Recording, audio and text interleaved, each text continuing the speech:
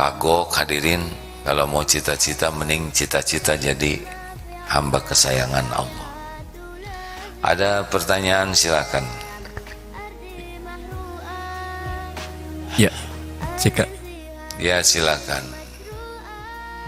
Dari medsos ada pertanyaan, apa ciri tobat kita diterima Allah Subhanahu wa taala? Saya izin minum dulu ya.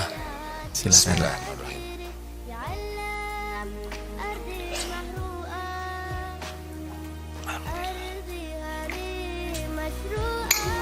Alhamdulillah. Ya, kalau orang diampuni Allah, salah satu yang paling pentingnya adalah jadi peka. Hatinya jadi peka. Ini salah seorang ulama mengatakan kalau tobatnya bagus, lihat bicaranya. Bicaranya semakin hati-hati. Kenapa semakin hati-hati? Karena setiap mau bicara, hatinya akan membantunya. Mau sombong, jangan sombong. Mau ujub, jangan ujub. Makin bersih hati, bersih dari tobat, maka istaftik qalbak, nanti hatinya itu selalu membantu dia untuk lebih hati-hati. Dua ciri lainnya ya, makin bersih hatinya, pergaulannya. Jadi di dalam berteman itu, kalau yang tobatnya bagus, dia akan hati-hati karena makin peka, makin tahu, oh ini bisa membuat saya tergelincir, oh ini membuat saya jadi terjerumus kembali.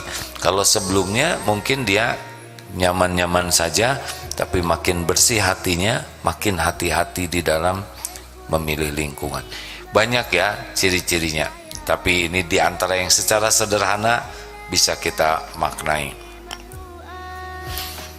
Tentu saja makin banyak tobat itu akan semakin banyak lagi tobatnya, banyak istighfarnya. Loh, kenapa orang yang tobat kok istighfarnya jadi terus-terusan? Karena begini, pertama kita ini seperti sekarang, kita tenang karena kita nggak bisa lihat dosa kita. Ini punya dosa tidak sih? Jawab hadirin. Banyak, sedikit atau banyak? Banyak atau banyak sekali? Banyak sekali atau luar biasa banyaknya? Kenapa tenang begini ya? Jernih. Sebab kita belum melihat, baru teori saja. Kalau kuat iman, lihat dosa itu seperti lihat gunung yang mau roboh menimpa dirinya. Roboh menimpa dirinya. Orang munafik lihat dosa itu seperti lalat saja, gitu. Nah, kalau kita tobat, yang pertama nanti kita bisa lihat dosa besar kita.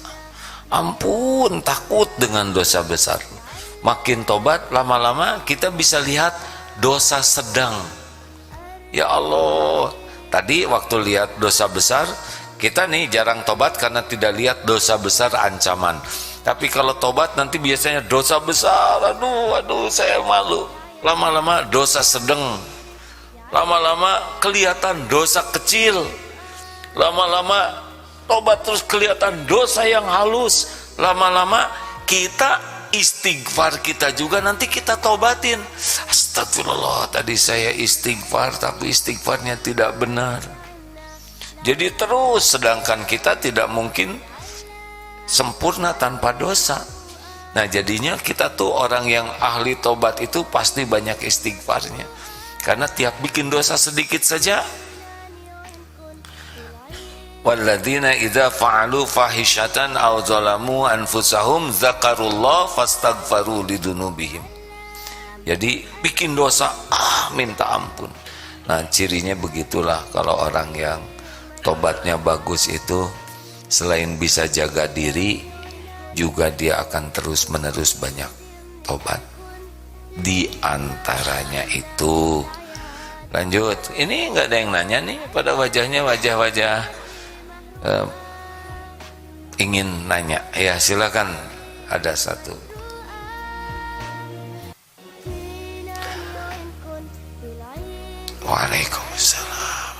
bersabar ya, karena rakyat jelata tidak mendengar suaranya.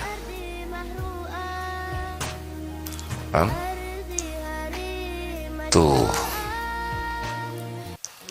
sebuah pelajaran barusan Faruk bawa mikrofon ngadep sini, yang ngacung di belakangnya. Jadi ternyata walaupun dekat, kalau nggak kelihatan, silakan. Baik, terima kasih. Assalamualaikum warahmatullahi wabarakatuh. Waalaikumsalam warahmatullahi wabarakatuh. Ya silakan deh. Ya, saya santri Daurah Qalbiyah dari Jakarta. Ingin bertanya, bagaimana cara menghindari dari toxic people, teman Toxic people. Wah, ini baru dengar nih. Ya, teman yang teman yang selalu mengajak untuk bermaksiat kepada Allah dan tidak membiarkan kita untuk bertaubat sampai mengakibatkan ketidaknyamanan. Perlukah kita buat BAP atas tindakan BAP? tidak menyenangkan, atau kita diam bersabar, serahkan semuanya kepada Allah? Ini bahasanya antiak sekali hadirin. Ori ini ya. Saya baru dengar ada toxic people, kemudian harus di BAP. Di BAP itu diapain, Bu? Buat laporan kepada polisi atas tindakan tidak menyenangkan. Oh, capek Bu, polisi lagi banyak kerjaan sekarang.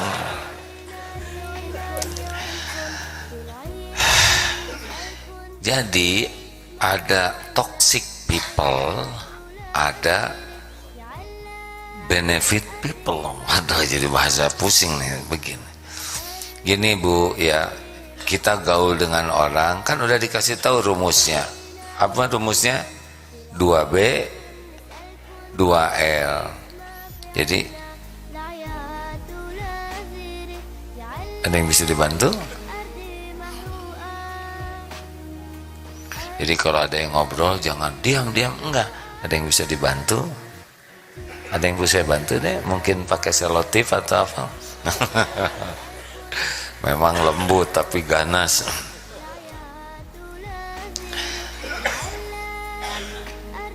Kalau ketemu orang, yang pertama fokus kita adalah kelebihannya, kebaikannya, jasanya. Fokus ke sana, karena pasti ada kekurangannya juga. Nah, cari dulu itu. Jangan sampai fokus ke kekurangan. Kalau kita fokus ke kekurangan, nggak enak. Kelebihan orang itu pasti karunia Allah. Kelebihan orang ladang bagi kita agar kita pun bisa belajar dari kelebihan. Kebaikan orang ladang bagi kita agar bisa bersyukur, berterima kasih. 2, kita akan lihat kekurangan orang lain. Kekurangan orang lain ladang bagi kita agar kita tidak melakukan perbuatan yang sama. Jadi kalau ada orang jelek sikapnya, itu ilmu. Kita tidak boleh seperti dia. Pakai dong otaknya. Kita tidak usah menjawab, emang saya ngomong gak pakai otak? Percuma, tidak manfaat. Oh, di mana mata kamu? Nah, dia nanya mata.